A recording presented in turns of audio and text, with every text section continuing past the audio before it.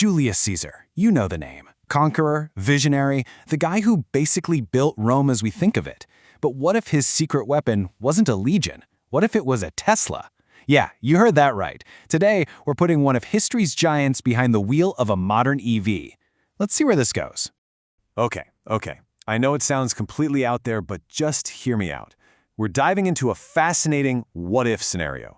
Could one single piece of 21st century tech have completely changed the Roman Empire, and by extension, literally, the entire world as we know it? But see, to even begin to answer that question, we can't just teleport a car back in time. First, we have to really get inside Caesar's head. We need to understand the man himself, not just the public genius, but also his, let's say, very private quirks. All right, so let's start with the Caesar we all learn about in school. The brilliant general, the genius politician, the guy who basically laid the foundation for the entire Roman Empire. I mean, just look at this timeline. The sheer speed and scale of it all is mind-boggling. In less than 10 years, he takes over all of Gaul. We're talking modern-day France. And then, without missing a beat, he turns around, wins a nasty civil war, and makes himself the undisputed boss of Rome. This guy moved fast. And here's the thing. He wasn't just some brute conqueror. He was a builder and architect of the future. He literally gave us the Julian calendar, which is pretty much the calendar we still use today. He was an author, a city planner, an incredible administrator. Bottom line, the man was a relentless innovator. But behind that public image, that historical giant, was a guy with some, well, surprisingly modern anxieties and obsessions. And this, right here, is where our little thought experiment gets really, really interesting. I mean, listen to this. This one quote tells you so much. It's not just about a fancy wreath. It's about a deep human insecurity. According to the historian Suetonius, Caesar's biggest hang-up was his hair loss. He was so self-conscious about it that he famously did the old comb forward with whatever hair he had left. Oh, and it totally didn't stop there. He was famous for his obsessive grooming, his very specific fashion choices, and get this, he would travel on military campaigns with portable mosaic floors for his tent. Can you imagine? This was a man absolutely obsessed with his image, with luxury, and with being comfortable. So you've got these two sides of the same coin, right? The forward-thinking innovator and the image-obsessed guy who brings his own flooring to a war zone. Let's put those two personalities together and get back to the big question. What car is this guy driving?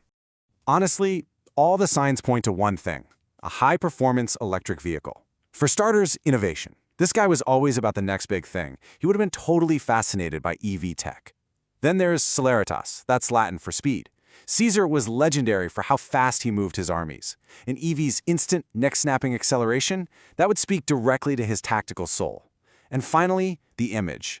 The quiet, smooth, effortless power of an electric car, it just screams, "I'm in control," which was his whole vibe. We can actually map his personality traits to specific cars today. That need for speed, his celeritas, that's a Tesla Model S Plaid, no question. His obsession with cutting-edge tech and strategy, I'm thinking Lucid Air Sapphire. And his whole, conquering the world thing, come on. The Tesla Cybertruck just screams Gallic Wars, doesn't it? And you know he wouldn't just be driving it himself. Caesar was the king of multitasking. He'd absolutely demand full self-driving, so he could just kick back and keep writing his war commentaries or dictating letters on the go. Maximum efficiency at all times. Okay, so this all leads us to the big moment, the climax. The date, March 15th, 44 BC. You know it as the Ides of March. The place, the Senate of Rome. But this time, Caesar doesn't walk in. He pulls up in his new ride. How does everything change?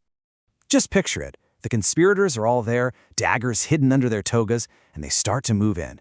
But Caesar, ever the strategist, he senses something's off. He doesn't walk into the trap. Instead, he just quietly slips back to his car, hits ludicrous mode, and whoosh, he's just gone.